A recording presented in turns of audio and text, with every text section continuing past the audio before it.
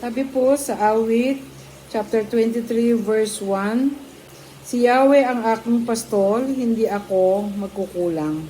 Ako'y pinahihimlay sa mainim na pastulan, at inaakay niya ako sa tahimik na batisan.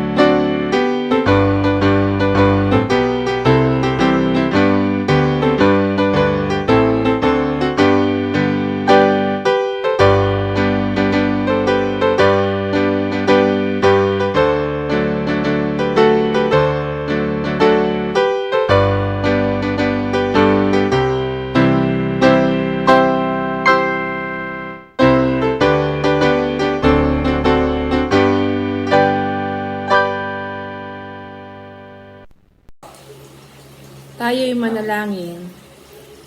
Salamat sa iyo, dakilang Ama, sa araw na ito na kami ay naging bahagi, Panginoon, ng isang pagpaparangal sa aming kapatid na Robin Barlan. Dakilang Ama, bagamat masakit, Panginoon, O God, ang biglang kanyang pagpanaw, subalit higit sa lahat, Panginoon, meron kang dakilang plano, Panginoon. Patuloy na ikaw ang umaliw sa kanyang asawa at sa kanyang 3 anak na naulila sa kapatid na ito, Panginoon. At kami bilang isang kasama sa church, Panginoon, sa iglesia ng Oval, ay nakikidalamhati sa pagpanaw ng aming kapatid. Dakilang Ama, alam namin na meron kang dakilang plano, Panginoon, sa kanilang pamilya. Lord, i-provide mo ang lahat ng kanilang pangangailangan, Panginoon. Aluin mo sila sa kanilang kalagayan, Panginoon, O God. Sapagat naniniwala kami, dakilang Ama, na ikaw ang Diyos na siyang nakakaalam ng lahat ng bagay. Maaaring siya may tungkulin na dyan sa langit, Panginoon, na isang tagapag-aliw ng sa iyo, na isang anghel, Panginoon. Salamat po, Panginoon. Patuloy na ikaw ang patuloy na umaliw sa aming mga kapatid na to sa pamilya Barlan. Kailangan, Ama, sa iyong lahat ng papuri, sa iyong lahat ng kaulatian, sa pangalan ni Jesus. Amen.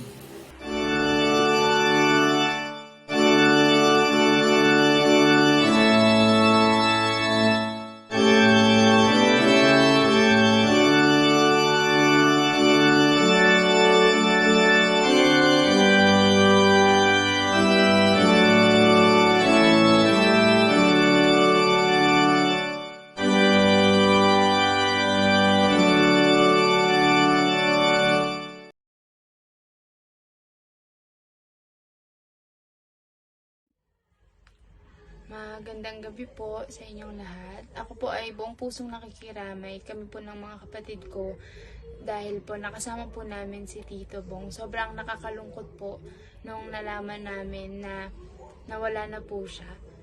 Kasi po, ako po personally, nakasama ko po siya, hindi lang po sa loob ng church, maging sa labas, kasi nga po kaibigan ko sila Popoy. And nakita ko po kung gaano niya kagustong bumawi kila tita, dahil po dun sa mga taon na nasayang na hindi sila magkakasama. And sobrang nakakalungkot po kasi kung kailan umaayos na po yung lahat, saka naman po ito nangyari. Pero alam ko po na merong rason ang Panginoon kung bakit niya po inaalaw na mangyari ang mga bagay. Ang prayer ko po sa family nyo patuloy po kayong yakapin ng pagmamahal ng Panginoon nang sa gayon hindi nyo po ganong maisip yung kalukutan, bagkus maisip nyo po na nasa magandang tahanan na po, na nasa mas better place na po si Tito Bong ngayon. And alam ko po na hindi niya po gusto na makita tayong nalulungkot, hindi niya po gusto na makita tayong tumigil yung mundo natin. At gusto niya po na magpatuloy tayo sa ating mga buhay sa kabila po ng pagkawala niya. And naniniwala po ako na masaya siya at maging masaya siya kung ano po yung mararating ng mga anak niya, and masaya din po siyang tinitignan si tita ngayon sa ibang bansa. Alam po tita na pinapanood kayo ng Tito Bong ngayon, and ayaw niya po kayo nakikitang malungkot, kaya ang dalangin ko po ay patuloy kayong humingi ng lakas sa Panginoon at patuloy niyo po kayong humanap ng kapahingahan sa Kanya. Ayun lang po at salamat. Samahan niyo po ako sa gabing ito o sa tanghaling ito sa pagbubulay-bulay natin sa salita ng Diyos ng kaaliwan para po sa pamilya ng mga Balran.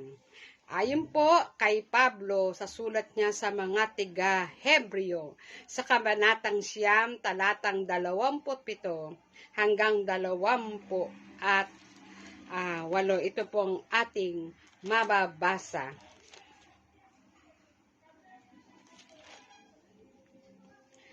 Itinakda sa tao ang minsan lamang mamatay at pagkatapos ay ang paghukom.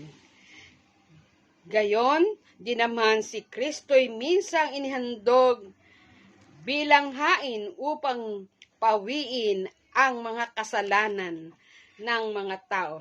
Siya'y muling darating, hindi upang ihandog na muli dahil sa kasalanan, kundi upang iligtas ang mga naghihintay sa Kanya.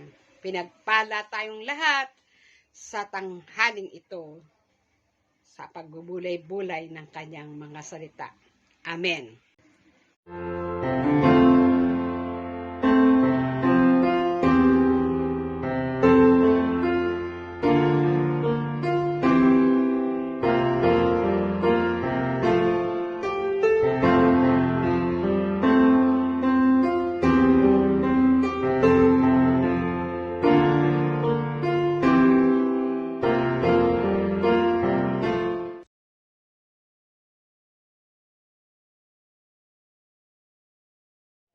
Hayaan niyo pong katawanin ko rin ang salita ng pakikiramay bilang pastor ng nagkakaisang iglesia metodista ng Oval para po sa pamilya ng ating kapatid na pinaparangalan, ang kapatid na Robin Balran,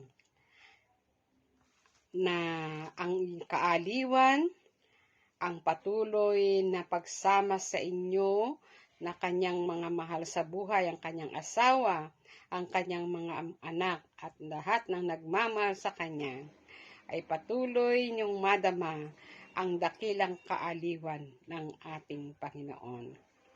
Amen. Ang aking pong binasa ngayong sa inyong harapan ay nagpapahayag ng mahalagang katotohanan tungkol po sa buhay ng tao, na sinasabing ang tao ay minsang mamatay at pagkaraan ay ang paghukom. Siyempre po, ang tao bago siya mamatay, kailangan ay siya ipanganak. Nang pinanganak siya, biological parents, ng kanyang mga magulang. Pero ang buhay ay sa Diyos pa rin nagmumula. No? At siya din ang bumabawi nito. At gayon din po, gusto kong makita natin ang mahalagang bagay na bago po dumating ang tao ay magtapos sa buhay na ito. Yung pong panahon na siya'y ipanganak at hanggang kamatayan, yun po ang mapakahalagang batayan ng ating Panginoon kung paano ang tao ay hahatulan pagkaraan ng kamatayan. On what basis will people be judged? Ito'y base sa ginawa niya sa kanyang buhay. And therefore, our eternal destiny is determined here on earth according or after we die. Anim na mahalagang bagay ang pinaaalala sa atin ni Pablo. Una, ang tao ay hahatulan ayon sa katotohanan na kanyang tinanggap. Ulitin ko po, ang tao ay hahatulan ayon sa katotohanan na kanyang tinanggap. Ayon po sa Ebanghelyo ng ating Panginoong Kristo, ayon po sa pagkakasulat ni Mateo sa kabanata pong 11, talatang 21 hanggang 24. Ito ay sinamarize ko na lang. No? Ito po ay tungkol sa mga taong ayaw magsisi at tumalikod sa kanilang mga kasalanan. At sa pagbabalik ng ating Panginoon, siya ay huhukuman. Dalawang lugar lamang ang hahantungan ng tao. Ito yung langit na kung ang tao ay nagsisi at tumalikod sa kanyang mga kasalanan. No. Siya'y tiyak na sa langit ang kanyang hantungan. At yung Hades, sila na ayaw magsisi, ayaw magbago at tumalikod sa kanilang mga kasalanan. Tiyak na Hades ang kanyang kahahantungan. Yun po. Kaya, ayon po sa katotohanang kanyang tinanggap. Natanggap natin ang katotohanan ito mula sa banal na kasulatan o salita ng ating Panginoon. Pangalawa, siya ay hahatulan ayon sa antas ng tao o ang paghatol ay patas. No? Fair judgment. Okay? Sabi po sa Gawa 17:31, sapagkat itinakda na niya ang araw ng paghukom sa sanglibutan at ito'y buong katarungan niyang gagawin sa pamamagitan ng kanyang hinirang. Pinatunayan niya ito sa lahat nang buhayin niyang muli ang taong iyon. At gayon din sa awit ni David sa kabanatang 96, talatang 13. Si Yahweh ay darating upang ang lahat ay hatulan at sa kanyang paghahari, pagparito, ay sakdal na katarungan ang kanyang paghatol. Fair judgment. Patas. Ang Diyos ay makatarungan po siya. Patas siya. Kung tayo man ay hahatulan, patas niyang gagawin ang bagay na ito. Pangatlo, ayon sa gawa ng tao. Di po ba? Kaya nga tayo, napakahalaga na ayusin natin ang ating buhay. Sabi mo sa katabi mo, umayos ka. Umayos ka. Sabi sa pahayag, 2:23, papatayin ko rin ang kanyang mga anak upang malaman ng mga iglesia na ako ang sumisiyasat sa isip at puso ng mga tao. Gagawin ko o gagantihan ko ang bawat isa ayon sa kanyang mga gawa. Yan po, malinaw.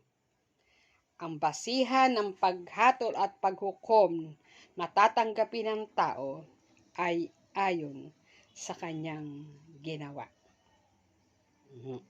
Kung ano yung hinasik niya, siya yung kanyang aanihin.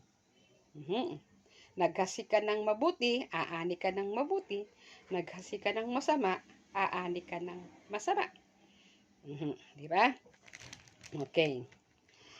At pang-apat, ayon sa pamantayan ng ating Panginoong Hesukristo sa Lucas, sa Ebanghelyo ni Lucas, ayon sa pagkasulat ni Lucas o Ebanghelyo ng ating Panginoon, ayon kay San Lucas sa Kabanatang 12, talatang 8 hanggang 10.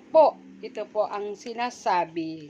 Sinasabi ko rin sa inyo na ang sino mang kumilala sa akin sa harapan ng mga tao, ay kikilalanin ko rin sa harapan ng kanyang anak at ng mga anghel. Ngunit ang magtatwa sa akin sa harapan ng mga tao, ay itatatwa ko rin naman sa harapan ng mga anghel ng Diyos. Kaya ang pamantayan ng ating Panginoon na tatanggaping hatol ng mga tao pagkaraan ng kanyang kamatayan ay ayon sa pamantayan ng ating Panginoong Kristo. Kung tinatwa natin siya,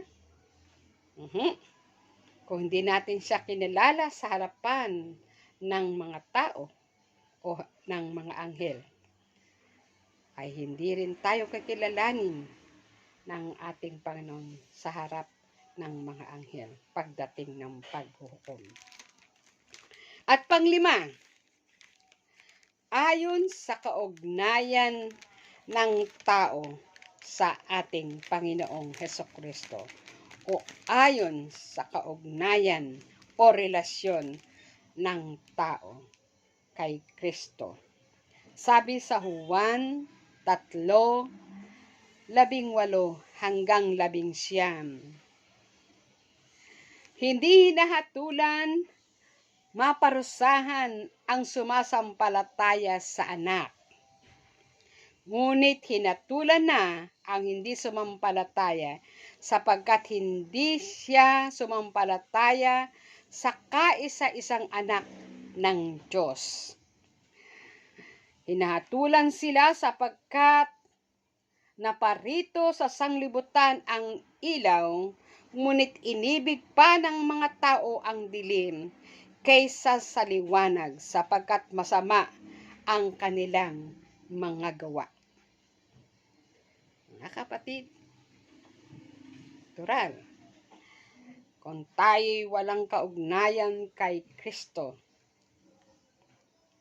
hindi tayo magkakaroon ng magandang bunga ng ating mga buhay. Sabi nga, kung wala ka sa akin, wala kaming magagawa. Kung wala si Kristo sa ating buhay, wala tayong magagawa. Sabi ni Pablo, no? Yung may mga bagay na ayaw kong gawin, ang siya kong nagagawa. At yung mga bagay na gusto kong gawin, ang hindi ko magawa. Kaawa-awa naman ako. Pero si Kristo ang siya kong inaasahan. Po, ang hindi magagawa ng tao'y magagawa ng Diyos. Kaya yung pong mapakahalaga na meron tayong malalim o kaugnayan sa ating Panginoon. Kung tayo hiwalay sa puno, wala tayong magagawa. Ang isang sanga na hiwalay sa puno, which is ang ating Panginoong Kristo, ang tunay na puno. Wala tayong magiging mabuting bunga. At yan tayo hahatulan kung wala tayong mabubuting bunga sa ating mga buhay. Pang-anim, dahil sa biyaya, sa magitan ng biyaya at ng ating pananampalataya. Sabi po sa Efeso 2:8-9, dahil sa kagandahang loob ng Diyos ay naligtas kayo sa magitan ng inyong pananalig kay Kristo. At ang kaligtasan ito'y kaloob ng Diyos, hindi mula sa inyo. Hindi ito dahil sa inyong mga gawa, kaya't walang dapat ipagmalaki ang sinuman sa inyo. Yes, sa pamagitan ng awa at habag, by grace. Kaya mga kapatid, hindi na po natin kailangang pahirapan yung ating sarili, magpasan ng mga krus, magpenitensya para makuha natin ang kaligtasan at pagkaraan ang mabuting hatol ng ating Panginoon. Sapagkat ang sabi, dahil sa biyaya, tayo'y naligtas. So, mga kapatid, ito po ang batayan o basahin ng ating Panginoon. God will the base sa aking mga binanggit at binanggit ng banal na kasulatan. Sabi nga sa ating talata, ang tao ay minsang mamatay at pagkaraan ay ang paghukom. Ngunit mayroong Kristong namatay upang ihandog pantubos sa ating mga kasalanan. Ngunit kung hindi naman natin to tatanggapin at kikilalanin, itatatwa natin siya sa harapan ng mga tao. Tiyak ang ating tatanggaping hatol ay dalawa lamang. Kung tayo tatalikod, magsisisi, tatanggapin ng ating Panginoong Kristo bilang ating Panginoon at tagapagligtas ng ating buhay. At ang ating kaugnayan ay magkakaroon ng mabubuting gawa, bunga ng ating pananampalataya, bunga ng kanyang kahabagan. Nakatitiyak tayo na pagkaraan ng kamatayan ay ang magandang paghukom. Ang ating kapatid na pinaparangalan, hindi po sa haba ng buhay, siya po ay 46 years old lamang. Pero po, nakatitiyak naman tayo ng ating kapatid na ito ay kumilala at tumanggap. At ipinamuhay niya ang kanyang pananampalataya. Kaya po, siya'y minsang ipinanganak at ngayon ay nasa huling hangganan ng kanyang buhay, ang kamatayan. At tatanggapin niya ang hatol, ang korona ng buhay. Kaya sa gabi ito, wag nating ikalungkot, bagamat malungkot ng paghihiwalay ng katawan. Pero isipin na lang natin mga kapatid, na ang Diyos ang nakakaalam. Ayaw na niya na ang kanyang anak na kumilala tumanggap sa kanya ay maagaw pa ng kaaway. Yan mga kapatid, nauna lamang ang inyong magulang, ang inyong ama, Pero darating ang panahon kung lalakaran natin, tatanggapin natin ang pananampalatayang kanyang tinanggap sa ating Panginoon. At hayaan natin ito'y mamunga sa magitan ng mabubuting mga gawa. Makatitiyak tayo na ang hatol ng pagiging makatarungan ng Diyos ay mararanasan ninyo at ng bawat isa sa atin. Lalong higit ang ating kapatid na Robin Balran. Sa pangalan ng Ama, ng Anak, at ng Espiritu Santo. Amen. Amen. Tayo pa'y manalangin. Aming Panginoon, kami ay nagsusumamong lumalapit sa iyo. Itinataas namin ang pamilyang Barlan. Nababatid mo ang kanilang kalungkutan, kanilang pagdadalamhati at kanilang nararanasan.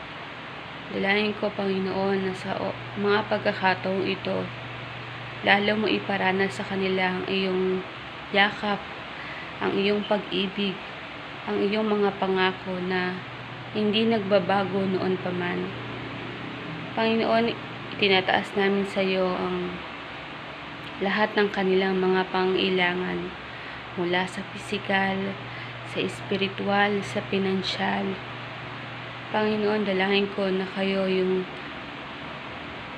magkaloob ng lahat ng kanilang pangailangan na ito. At sa pagkakataong ito, Panginoon, tulungan mo sila na makatayong muli. Tulungan mo sila na sa kabila ng kanilang mga nararanasan ay patuloy silang manampalataya sa iyong pangako. Patuloy silang manampalataya sa iyong salita. Kayo ang Diyos na nakakabatid. Kayo ang Diyos na makapangyarihan. Kayo ang Diyos na nakakarinig ng panalangin. Kayo ang Diyos na nakakaalam ng lahat sa amin. Kaya, Panginoon, patuloy po kaming nagsusumamo sa iyo. Salamat po, Panginoon, dahil sa kabila ng aming nararanasan, ay may pagkakataon kaming ganito upang ilapit namin sa iyo yung aming mga nararamdaman, yung aming mga hinaing, yung aming pagdadalamhati, yung aming kalungkutan, maging aming kasiyahan. Salamat po, Panginoon, dahil naririnig mo yung aming panalangin. Kaya sa pagkakataong ito, patuloy namin inalalapit sa iyo ang pamilya Barlan mula sa kanilang bawat miyembro ng pamilya. Nawa ay makita nila, Panginoon, na kayo ay buhay sa kanilang mga puso, sa kanilang mga isip at sa kanilang buhay. Lord, hindi ko man batid, Panginoon, yung kanilang mga pangailangan, yung kanilang mga ninanais. Pero kayo, Panginoon, nalalaman mo ang lahat. Kaya Lord, sa kabila ng kalungkutang ito, napakahirap, Panginoon, nang mawalan ng minamahal. Napakahirap bumangon. Pero Panginoon, kayo yung Diyos na nagpapagaling. Kayo yung Diyos na laging nasa aming tabian naman yung aming pinagdadaanan. Kaya nagtitiwala kami, nananampalataya kami, na meron ka pong ginagawa, hindi man po namin nakikita, hindi man po namin nararamdaman. Meron kayong ginagawa sa gitna ng pagsubok na pinagdadaanan ng pamilya Barlan. Kaya patuloy namin sa iyong itinataas ang lahat ng aming mga ninanais, lahat ng aming mga alalahanin. Kayo po, Panginoon, magkaloob ng kasagutan sa lahat ng ito. Sa iyo po namin binabalik ang mataas na papuri at pasasalamat at dinideklara namin sa pamagitan ng iyong pangalang, sa pamagitan ng panalangin, ay ipagkakaloob mo ang lahat ng ito. Mangyari nawa ang iyong kalooban. Ito po aming panalangin sa pangalan ni Jesus. Amen.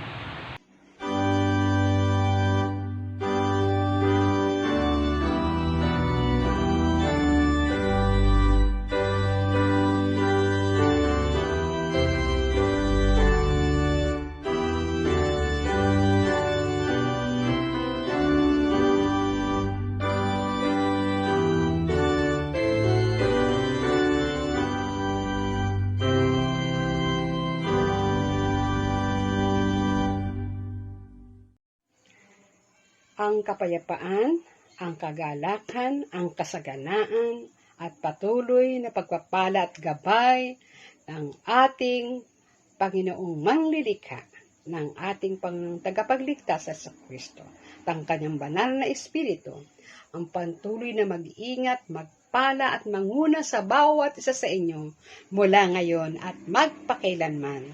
Amen. Amen. Amen.